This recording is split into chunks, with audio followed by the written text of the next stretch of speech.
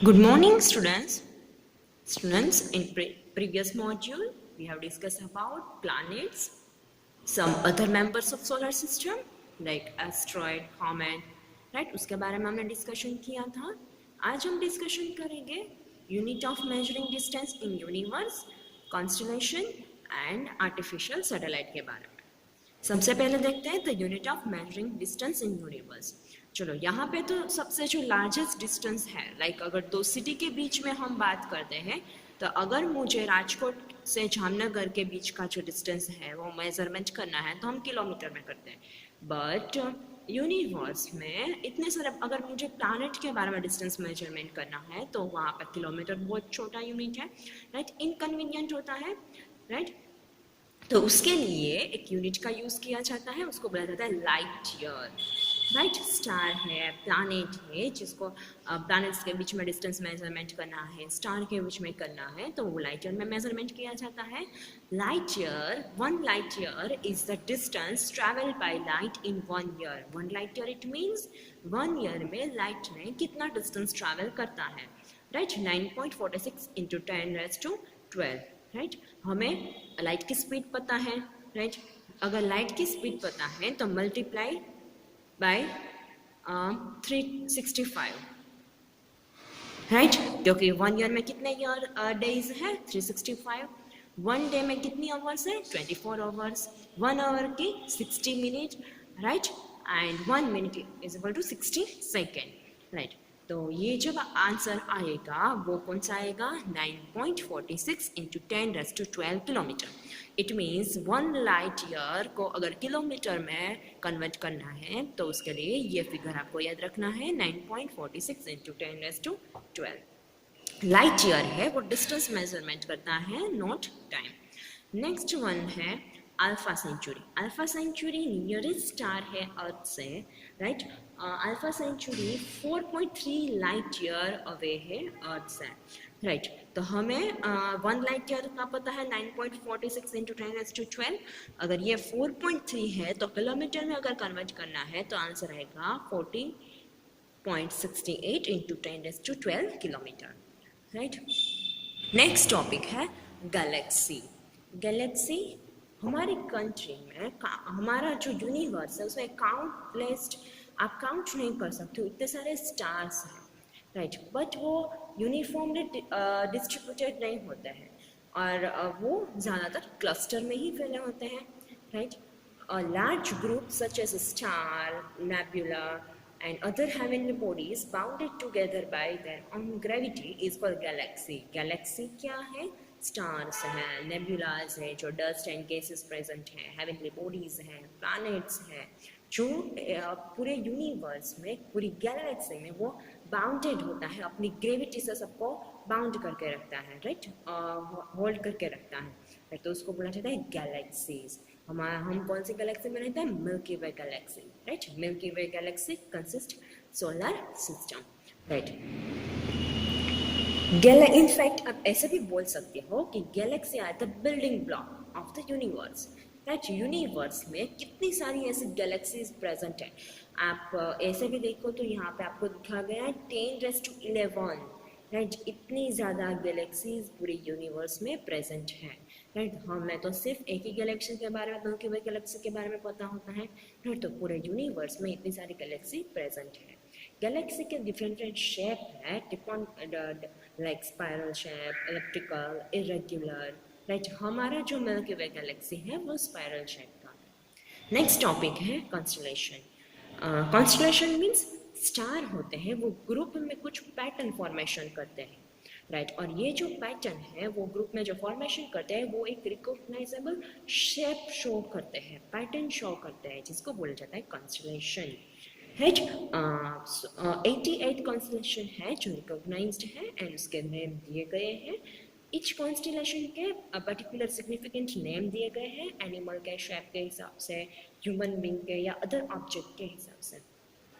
Constellation है वो sky में ईस्ट टू वेस्ट मूवमेंट करता है, बिकॉज अर्थ रोटेट करता है अपनी एक्सिस पे वेस्ट टू ईस्ट, राइट. ये जो कॉन्स्टलेशन है जो नाइट स्काई में आप इजीली देख पाते हैं, right. Constellation does not have a small number of star. उसमें ऐसा कितने सारे ग्रुप में होते हैं, राइट, वो एक ही नहीं होता है। और कोई नेक्स्ट ऐसे देख सकते हो और किसी को देखने के लिए हमें टेलीस्कोप की ज़रूरत पड़ती है। ये जो कॉन्स्टलेशन है उसमें सारे स्टार जो प्रेजेंट होते हैं उसका डिस्टेंस सेम नहीं होता है, right. All the star in the constellation are not at the same distance from earth, right. हमें जो कॉन्स्टलेशन दिखता है तो हमें ऐसा दिखाई देता है कि वो एक पैटर्न शो कर रहा है, बट वो सारे सेम डिस्टेंस का नहीं होता है, वो बहुत दूर होता है। And there are just in same line of sight in the sky, हमें हमारी आई साइट से ऐसा दिखता है कि वो एक ही लाइन में प्रेजेंट है, बट वो ग्रुप में है फिर भी फार डिस्टेंस में प्रेजेंट होते हैं। कुछ कॉन्स्टलेशन के नाम दिए गए हैं एंड उसको डिटेल में एक्सप्लेनेशन किया गया है। फर्स्ट वन है अर्सा मेजर ग्रेट बियर कॉन्स्टलेशन। ये एक फेमस कॉन्स्टलेशन है जो अर्ली समर में दिखाई देता है नॉर्दर्न पार्ट में। इसको बिग डिपर भी बोला जाता है बिकॉज 7 प्रोमिनेंट स्टार है, राइट। और वो एक डिपर जैसा शेप बनाता है। स्पून कैसे होता है, स्पून का हैंडल एंड जो ड्राइंग आगे का जो बॉल लाइक शेप है, राइट, ऐसा वो शेप शो करता है। And there are 3 star in handle of ladle and 4 in bowl. Ursa Major also called great bear, उसको ग्रेट बियर भी बोला जाता है बिकॉज 7 ब्राइट स्टार है अर्शा मेजर में एंड अदर फेंटर स्टार है जो एक पैटर्न शो करता है बियर जैसा, एंड उसको सप्तसी भी बोला जाता है।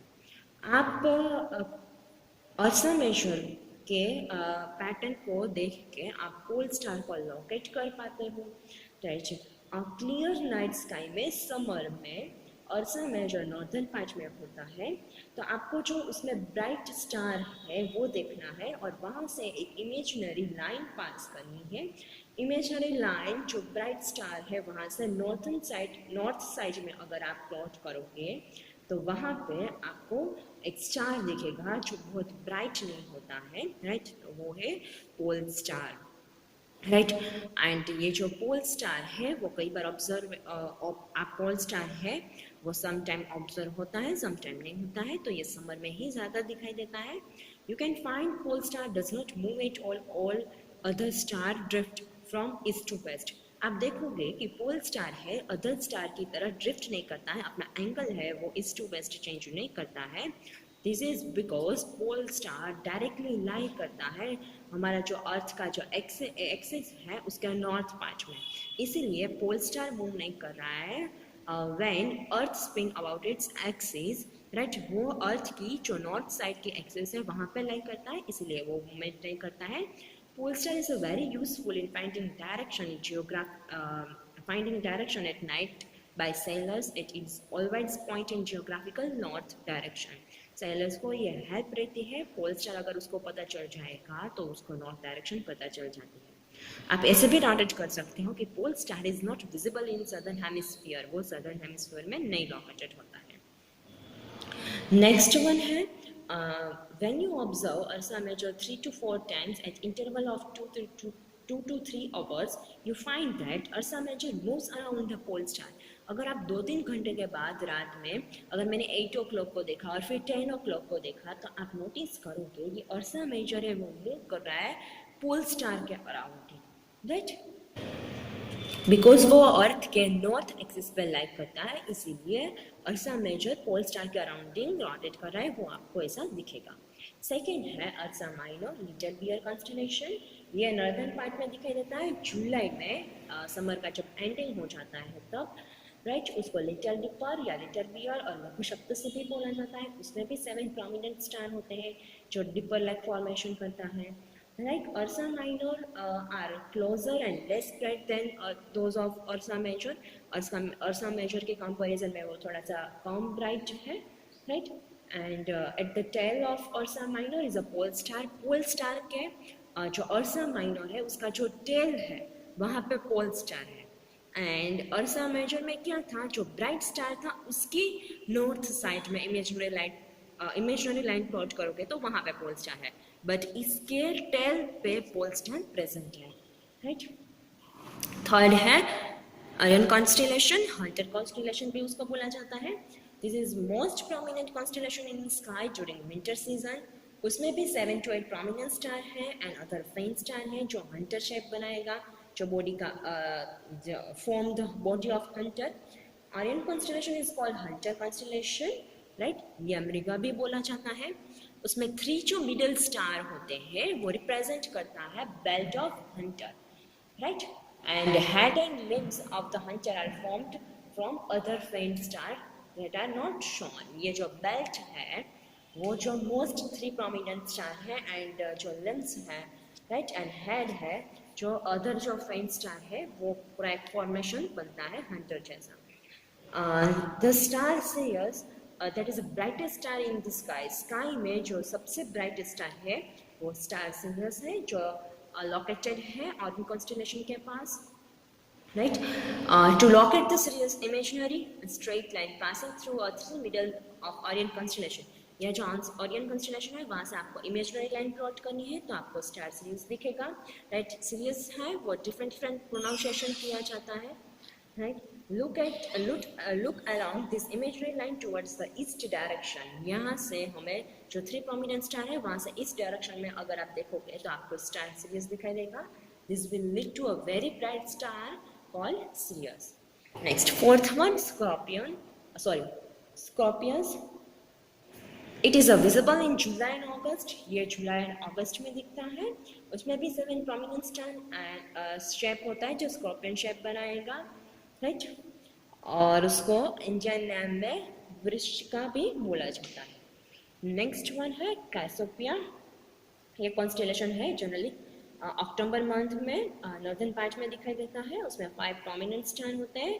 वो डब्ल्यू लैडर का फॉर्मेशन बनाता है, right. It is nearer to pole star, वो पोल स्टार के ऑलमोस्ट नियरर होता है प्रेजेंट. तो हमने यहाँ पे 5 मोस्ट जो प्रोमिनेंट स्टार है उसके बारे में, मोस्ट प्रोमिनेंट जो कॉन्स्टेलेशन है उसके बारे में देखा. नेक्स्ट टॉपिक है artificial satellite.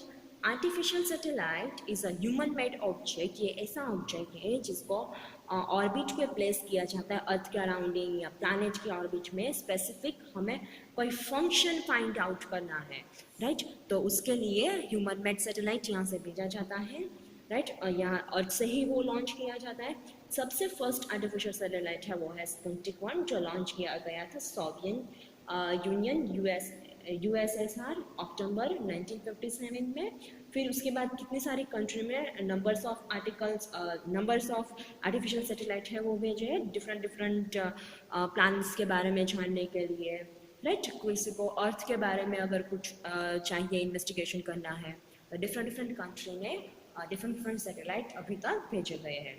First Indian artificial satellite है वो है आर्यभट्टा जो 1975 में लॉन्च किया गया था. उसके बाद इनसैट सीरीज, IRS सीरीज, कल्पना 1, एड्यूशेट, ये डिफरेंट सैटेलाइट इंडिया वाले ने भेजे हैं. आर्टिफिशियल सैटेलाइट का यूज़ क्या है, राइट. अगर ये हम सैटेलाइट भेजते हैं तो आपको कुछ यहाँ पे यूज़ दिए गए हैं. फर्स्ट आर्टिफिशियल सैटेलाइट है वो फोरकास्टिंग करने के लिए, वेदर फोरकास्ट करने के लिए भेजा जाता है, राइट. जो मेट्रोलॉजिकल डिपार्टमेंट वाले होते हैं, राइट, वो वेदर फोरकास्ट करने के लिए भेजते हैं, राइट. अगर इसके अलावा आर्टिफिशियल सैटेलाइट किसके लिए भेजा जाता है? Transmitting radio and television signal, radio and television signal transmit करने के लिए, राइट, उसके लिए भेजा जाता है. थर्ड है टेलीकम्युनिकेशन, जो सेलुलर फोन्स हैं, लॉन्ग डिस्टेंस टेलीफोन्स है, फैक्स मशीन है, राइट, वो सैटेलाइट के थ्रू ही मैसेजेस पास होते हैं, राइट. इसके अलावा रिमोट सेंसिंग के लिए कुछ मिनरल्स का रिसोर्सेज हमें जानना है, अंडरग्राउंड वाटर कितना है वो जानना है, लैंड मैपिंग के लिए, राइट. तो ये सारी अगर आपको इंफॉर्मेशन चाहिए तो रिमोट सेंसिंग के थ्रू हमें इंफॉर्मेशन मिलती है, तो उसके लिए भी आर्टिफिशियल सैटेलाइट का यूज़ किया जाता है. इसके अलावा for collecting information about the other planets के बारे में, आउटर स्पेस में क्या मैटर प्रेजेंट है, किससे बना है, ये सारी चीज़ें जानने के लिए भी सैटेलाइट भेजे जाते हैं. And last one, navigation के लिए, for providing a geographical location of object on the surface of Earth by the system of GPS. Right? आपको अच्छे से पता है GPS global position system, global navigation satellite system, right. तो GPS का use हमें कुछ पे अर्थ पे फाइंडिंग करना है, शॉप है, हॉस्पिटल कहाँ पे आई है, एयर नेविगेशन सी में, राइट. तो ये नेविगेशन के लिए भेजा जाता है. GPS सिस्टम का स्टूडेंट आपको पता है डिटेल में जीपीएस सिस्टम में वो उसमें ऑटोमेटिक क्लॉक होती है जो एक्यूरेट टाइम प्रोवाइड करता है. GPS is not a single system. It's in more than 30 navigation satellite. GPS receiver in your phone listen for listen for a signal that you given. Right? अगर मुझे hospital के बारे में जानना है कि वहाँ पे कहाँ पे है वो हॉस्पिटल, तो आप जब सिग्नल डालते हो तो रिसीवर होता है वो रिसीव करता है. Once receiver get collect and that provide a distance from your location, right? So GPS system can figure out your location, timing, distance, ये सब कुछ हमें figure out करके देता है, right? Next one, astronomy in ancient India, right? पहले क्या किया जाता था? In ancient India, our ancestors observed sky in a careful and logical way. Their knowledge of astronomy was highly advanced. पहले तो ये सब कुछ क्लॉक या कैलेंडर ऐसा कुछ था नहीं, बट उसका नॉलेज फिर भी एडवांस था, right? The passage of sun, planet, star, moon in the sky had them to invent a calendar and almanac. फिर जैसे उसको पता चलता गया प्लानट की पोजीशन, सन की, स्टार की, मून की, फिर कैलेंडर एंड अल्मानक इन्वेस्टिगेशन हुए. अल्मानक क्या है? एक अल्मानक एक कैलेंडर ही है. पीपल वो यूज़ करते थे डे टू डे लाइफ कैसे कंडक्ट होती है, फेस्टिवल्स कैसे आते थे, उसमें फिगर्स ऐसे सब कुछ था. हमारे जैसे यहाँ पर कैलेंडर है ऐसा कुछ नहीं था, इतना ज़्यादा डिटेल में नहीं था, बट वो बेटर अंडरस्टैंडिंग से वो समझते थे क्लाइमेटिक कंडीशंस है, रेनफॉल पैटर्न्स है, वो ऐसा अल्मानक बनाने थे, राइट? तो वो फार्मर के लिए तब यूज़फुल था. फार्मर को कब क्रॉप ग्रो करने हैं, कौन से सीजन में ग्रो करने हैं, कौन सा फेस्टिवल आएगा, right? In ancient India, a practice of astronomy is mentioned in Rig Ved. And ये जो मेंशन किया गया है सारी जो एस्ट्रोनॉमी जो प्रैक्टिसेस हैं, राइट, ये जो अल्मानक है ये सब कुछ ऋग्वेद में मेंशन किया गया है. That is composed of 4000 year ago, और ये 4000 ईयर पहले बना था ऐसा माना जाता है. Many Indian scholars have contribute to astronomy. And कितने सारे इंडियन जो स्कॉलर्स थे जो इस एस्ट्रोनॉमी ये जो सब कुछ गेस करते थे, राइट, ये कैलेंडर बनाना, कौन सा फेस्टिवल कब आते हैं, तो कितने सारे इंडियन स्कॉलर्स ने कंट्रीब्यूट किया है. उसमें एक है Aryabhata, is one of the famous astronomers, right? His work on astronomy has been mentioned in his writing Aryabhatta, right? And the diameter of earth, सबसे पहले उसने अर्थ का डायमीटर दिया था, वो ऑलमोस्ट क्लोजेस्ट वैल्यू है अभी जो डायमीटर है उससे. इसके अलावा उसने अर्थ इज इमूवेबल, अचल मीन्स अर्थ इमूवेबल है, वो सिर्फ वो स्फेरिकल शेप है, वो रोटेट करता है अपनी एक्सिस पे, वो भी उसने दिया गया था. उसने एस्टिमेट किया था अर्थ को रिवॉल्व करने के लिए 23 आवर्स 56 मिनट 41 सेकेंड लगते हैं. वो ऑलमोस्ट हम अभी जो वैल्यू है उससे क्लोजेस्ट वैल्यू है. उसने ये भी मेंशन किया था मून है, दूसरे प्लैनेट्स है, राइट, वो सन की लाइट को रिफ्लेक्ट करता है. He also gave a correct scientific explanation for solar and lunar eclipse. इसके अलावा उसने solar and lunar eclipse के बारे में भी प्रूव किया था, एक्सप्लेनेशन दिया गया था. He also find out the distance between Earth and Moon, which is a closer to one value today.